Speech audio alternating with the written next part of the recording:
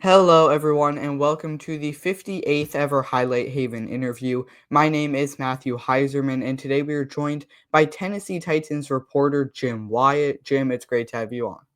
Matthew, appreciate you having me on.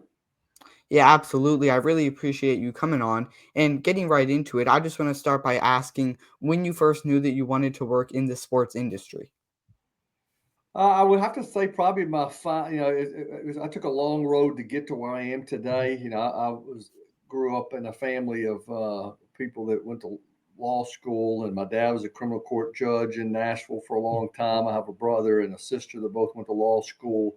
I went to school thinking I might go down that route, and my final semester in college, I wrote a couple of articles for the Daily Beacon, which was the school newspaper at the University of Tennessee. I got a small taste of it then. And then when I graduated, I started working a full time job at a place called the Register of Deeds, which was in the courthouse where property deeds and mortgages and tax liens, all that boring stuff, all that stuff is recorded. But I also started working part time at night at the Tennessean, the Nashville Tennessean, which is the paper of record in this town and has been for since I've been alive. And that getting a taste of it then, even though I was just answering the phone, taking bowling scores, hole in ones, I was around that.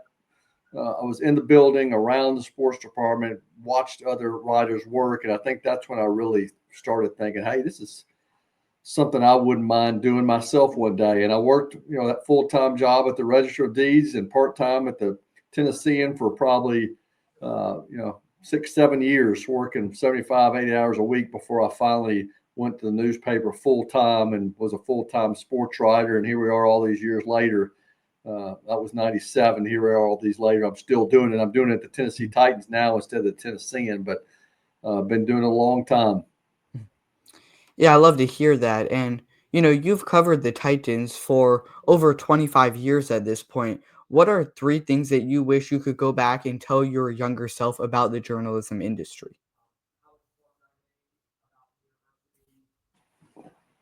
You, you still got me there? Yeah, I got you back. There's a Yep, you little said I've been covering the break up Titans there. for over 20. You're getting ready to say 20, and then I lost you. Yeah, I mean, you've been covering the Titans for over 25 years at this point. Yeah. What's three things you wish you could go back and tell your younger self about the sports journalism industry? Oh man, that's a great question. I mean, the business has changed so much that what I would have told them back in 1999, my first year covering the Titans, really doesn't apply today because when I was Yeah. working at the paper in 1999, you were gathering information for the next day's paper. If you got a scoop, it would be in the next day's paper. And there was no such thing as the internet. There was no Twitter. There was no social media. Um, what so I guess what would tell people now is you have to be willing to adapt because the business as it was then is completely different now because now there's you're right, it's 24/7 and you're writing stuff online that didn't exist when I broke into the business. I've got a Twitter account that I've had since 2009. Obviously, that didn't exist, um, when I started off. So it's kind of you got the write it or read it mentality where you got to break, got to be out there with the news as fast as possible. There's no holding on to it. You've got to be adapt, and you got to be able to adapt, and you've got to be able to learn different ways to do the job, like what you're doing now, doing a podcast. You got to be able to be on podcast, talk radio, writing for the web. You got to be on Twitter, Instagram, you know, Blue Sky, Threads. I mean, that's all the stuff I'm on now, and that's all stuff that I've had to learn along the way. So um, I would tell people be willing to adapt. Tell people that you have to treat people well and be fair. And it's not just hey, try to make a splash here and move on. You've got to be able to do a job that people can respect you and not burn bridges. That's another one. And then I know the third is you got to be willing to work. I mean, I love my job. I'm very fortunate to have it. Um, there's, I'm consider myself very lucky to be covering an NFL team in my hometown and for being able to do it so long. But, you're working every weekend, you're traveling a lot, you're missing family time.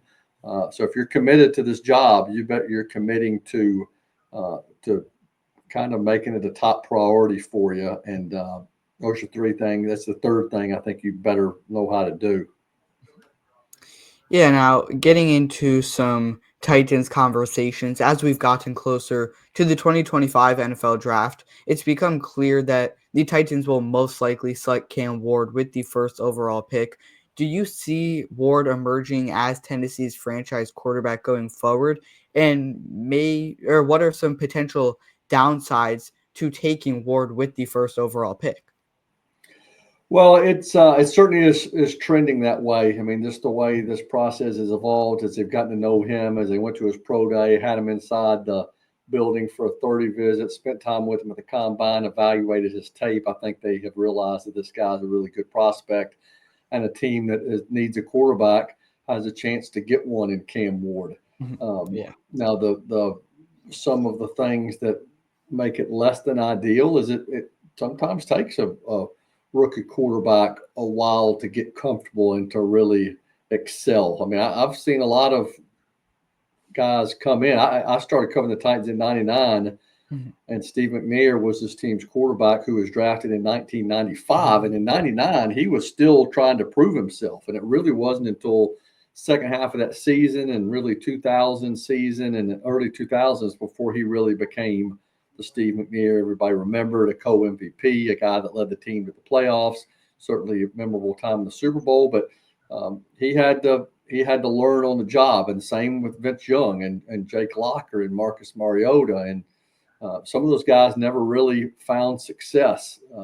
Will Levis heading into year three a couple of years ago, people thought he might be this team's franchise quarterback, and 2 years in, he has not been convincing, and that's the reason why we're talking about Cam Ward right now. So people are going to have to be patient with Cam Ward. They're going to have to be better around him. The Titans are picking number one for a reason. It's because they were 3-14 last year, had one of the worst teams in the league.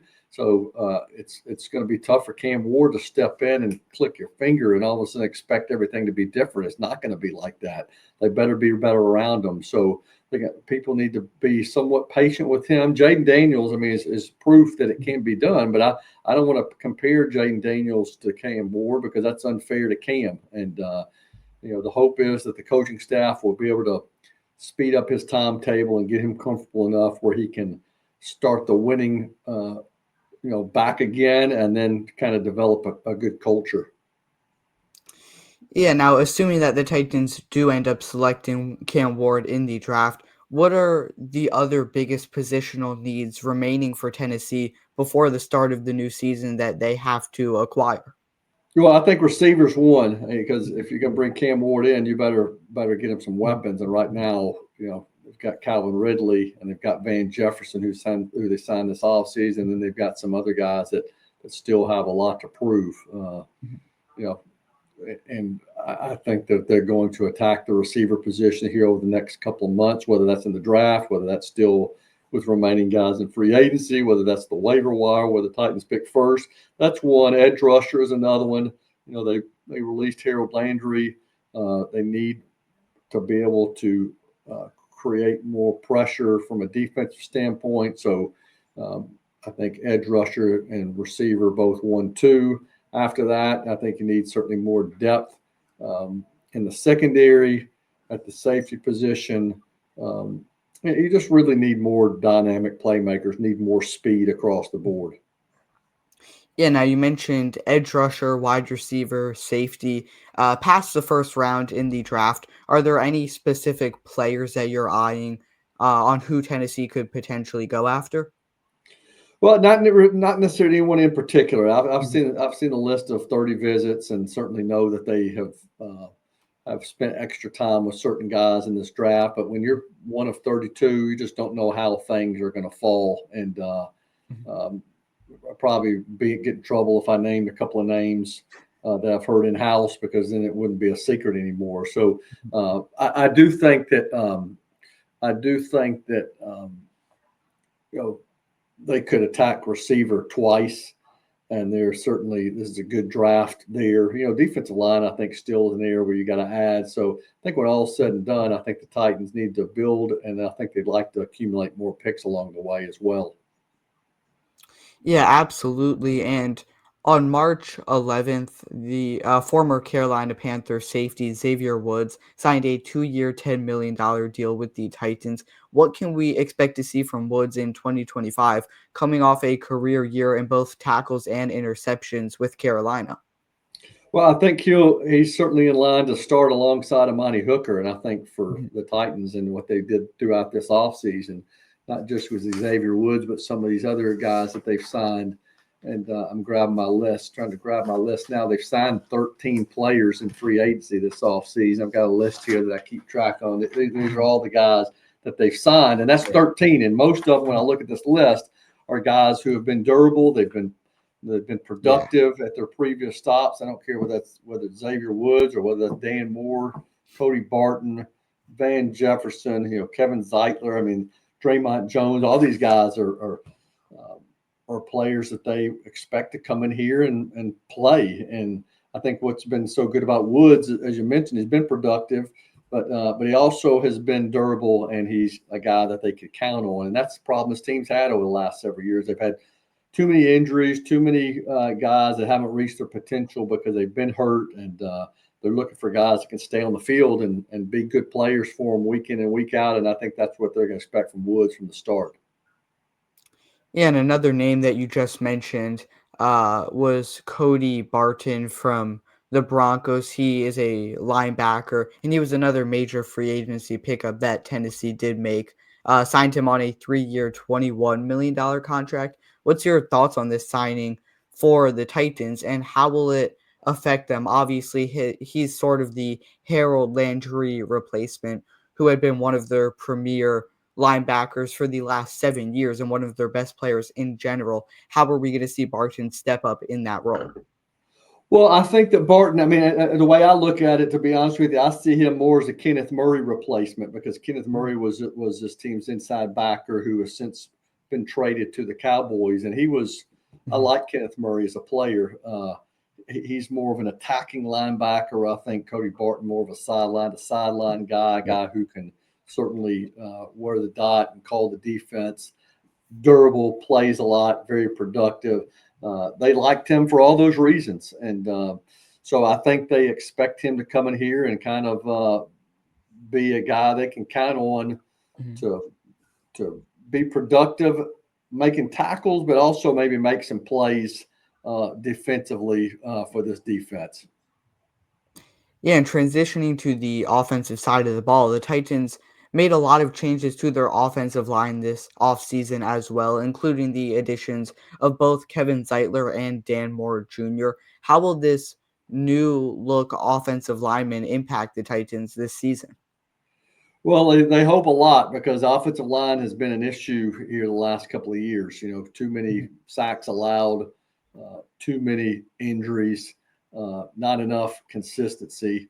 And Dan Moore's a guy that started 4 years at Pittsburgh at left tackle. He's going to come in here and play left tackle, and I think uh, something else they will benefit from that is that it will allow J.C. Latham to move to the right side, which is really his more comfortable position. So you're kind of improving two positions there and bringing more in. And, I think Moore is someone who will get better under the tutelage of Bill Callahan, the team's offensive line coach. And I think Latham is somebody who's going to get better again because he's going to be in a more comfortable spot. It doesn't necessarily mean that the Titans didn't properly evaluate J.C. Latham in the draft, as some people have speculated. They got the best tackle they felt that was available, and at the time they needed a left tackle. Well, now here we are a year later, and they found a left tackle, so they're moving Latham back to right tackle. And I think all along that potentially was a plan that they were going to utilize, and that's the way it has played out. So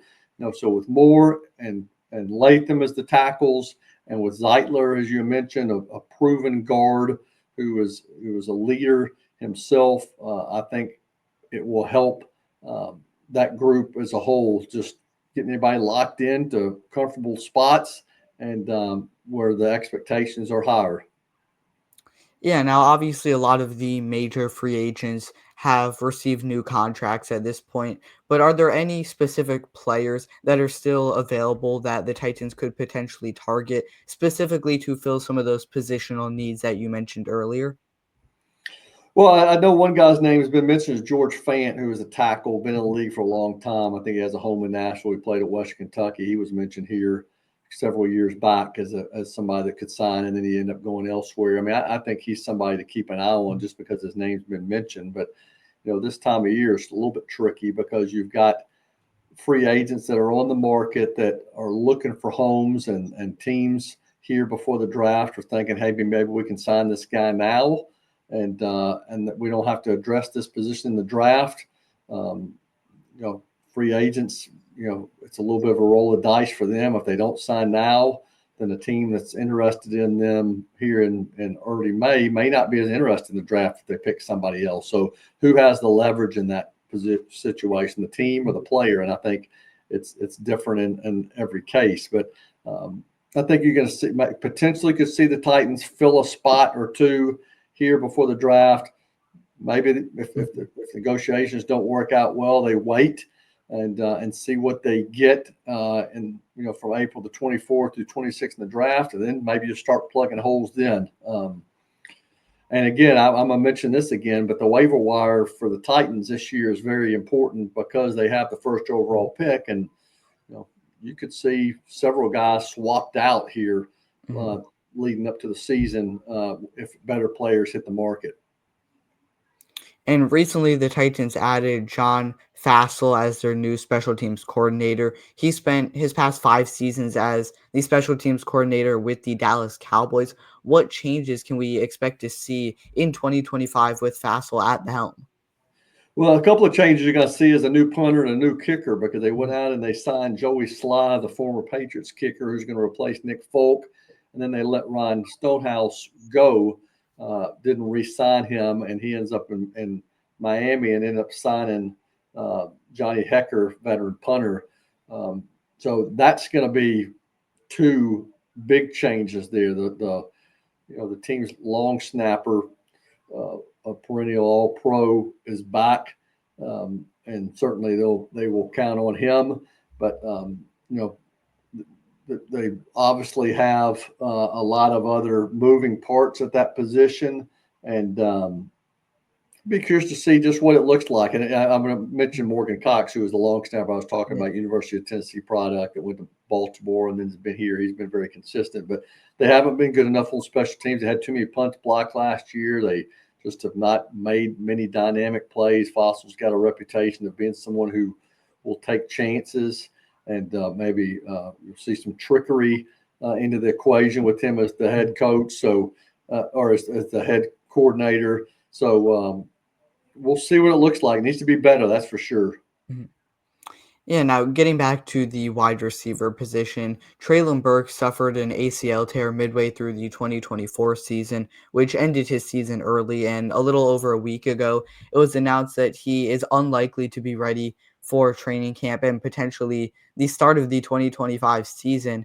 With Burks having an extremely underwhelming start to his career, he's hauled in less than 700 combined receiving yards in 3 seasons at this point. What does his future look like in Tennessee, if there even is a future? Yeah, that's the question, Matthew. I mean, I Mhm. think his health maybe will go a long way in determining if he has a future. Mhm. Traylon's had bad luck, and he's a nice kid. He came in here in a very tough situation. They traded A.J. Brown away, which was a bad move, and they draft Traylon Burks that same draft, and people looked at him as a guy that was supposed to replace AJ Brown, which wasn't fair to him because AJ Brown's Yeah. one of the top receivers in this league. Mhm.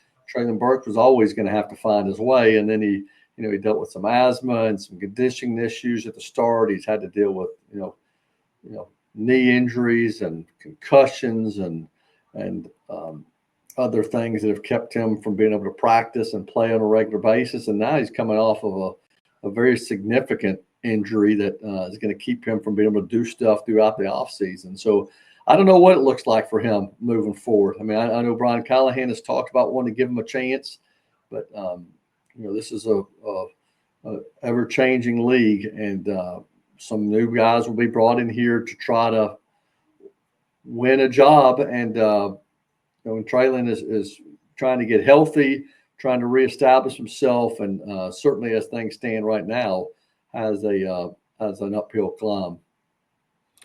Yeah, and obviously you hear about the guys like Calvin Ridley and Tony Pollard, but are there any under the radar players that you think could take a big step in production in 2025? Yeah, I mean, I think with the D, I always look at the second year guys like Latham, Devondre Sweat, Jarvis Brownlee, you know, Jalen Harrell. Those are all guys who certainly flashed and contributed a Mhm. lot as rookies. I think those are guys that I'd be um, keeping an eye on. And then a couple other guys like Cedric Gray and Jaquan Jackson and James Williams. Those guys, some of them had more of an impact than others. Some of them had an impact early and then just kind of faded away in their rookie year. All those guys, I think, are people you have to keep an eye on as players who could be bigger contributors this year. Mhm. Yeah, and the Titans finished with a 3-14 record last season, which was bad enough to earn them the first overall pick. What are some realistic expectations we can set for this team in this upcoming season? Well, it's hard to say now. I mean, because this Mhm, team is still in rebuilding mode and in under construction. Because mhm, yes, team has signed 13 new players. They've re-signed 8 of their mhm, own. They claim to go off waivers. They've let some other guys go. They're getting ready to have a draft process, which is going to bring at least 8 new players here. Then you're going to have a big group of undrafted players signed. So the turnover is going to be high, and again, still some more distance to go. So you know, I'll closer to August or closer to the season, I might have a better idea of what mhm. to Yeah. expect of this team. Right now, when you're 3-14 and with so much new, it's you've got to work your way up. And Texans are the team to beat in this division. The Jags and the Colts still trying to find their way as well, and the Titans are trying to become a contender again. And still, it's going to take a process to get to that point. Now, I do have one final question to ask before we wrap things up. Throughout your entire time covering the Titans, has there been a specific player that you would consider to be your favorite or most memorable player that you've ever gotten to cover? Well, I'm gonna name two Mhm, because one is obviously when you talk about memorable, Steve McNair mhm, and dealing with just his story, from coming here from Alcorn State. Again, I wasn't here when he first got here. He was a first round pick in 1995. I started covering the team in '99, which is the first year of the Titans. But I remember Steve as his career was kind of ascending, and I just watched how he developed and watched how he treated people, um, around the team and in the community. That was cool to see. And then, of course, his tragic death. Uh, you know, that one he'll always stick with me as far as someone who's memorable. I think Eddie George is the other one, just because he is such a great guy and was such a tough, hard nosed player. I mean, you, again, I'm not trying to slide anybody that plays the game now, but back in those days, and it wasn't that long ago, 25, 26 years ago, Eddie George was one of those guys that played every single mhm, game, every single snap. Um, you know, Fought through injuries. He was a tone setter. He was a great ambassador, face of the franchise type guy. And then his career ended here, and his NFL career ended, and then he started to do great things in the community. Was a head coach at Tennessee State up until yeah, recently before he took the job at Bowling Green. So it's been cool to see Eddie too. From a player to now a coach and a guy who's developing young men today to try to help them make it to the NFL. mhm, So those two from my first year covering the team are the ones I think stand out. And there have been some great mhm. guys that I've gotten to know really well over the years, and um, who now become fathers, and their sons have played in the league, and they're gray haired like me, and and adapting to life after football. So it's been a crazy ride to see all this play out. Yeah, I love to hear that, and I can't thank you enough for coming on. Is there anything else you want to say to the people watching before we wrap things up? Yeah, I guess I appreciate you watching. It sounds like you do a good job covering the NFL, Matthew. I appreciate you having me on. Seems like you're well versed on the Titans. So I guess my advice would be to people to kind of follow your career. You say you're 13 years old, is that right? Mhm. Yep. Okay, so just hope they can watch your career. Maybe you become what are you hoping to do one day? You hoping to be a play-by-play man? Supposed to want to be a broadcaster? Want to get into the sports world yourself? What's your path hoping to be? I mean, something related to play-by-play, reporter, kinda just see where my path takes me, though. Don't wanna really have my eyes set on one specific thing, but, something around that realm. Yeah, so I mean, I think that's great that at your age that you're already, you've already talked to some pretty impressive people a lot more impressive than me, but certainly well versed across the NFL and kind of know what you want to do. I think that's great. And my advice to people would be to try to find something you love. I've loved my job over the years and felt like it wasn't work a lot of times when I cover events. So find something that you love, stick with it, be committed to it, do as good a job as you possibly can.